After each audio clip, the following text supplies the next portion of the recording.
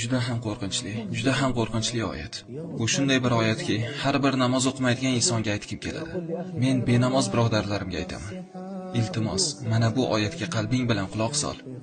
Iltimos birodarim, mana bu oyatga e'tiboringni qarat. Bu oyatki Alloh subhanahu va taolo Muddassir surasida aytadi. Jahannam ahli haqida. Ularga jannat ahli savol beradi. Ma salakakum fi saqar. Ularni do'zaxga tushirgan, ular e'tirof etgan eng birinchi sabablari. Qalu lam nakum minal musallin. Subhanalloh. Iblisning insonlarni namoz o'qishdan qaytarish uchun ishlatadigan so'zlaridan biri. Ertaga o'qiysan, kechroq o'qiysan. Unga ergashganlar aytishadi. 20 yosh bo'lganimda o'qishni boshlayman. 40 yosh bo'lganimda o'qishni boshlayman. Hattoki ularga o'lim kelgunicha namoz o'qimasdan cho'zib yurishadi. U esa ogohlantirmasdan keladi.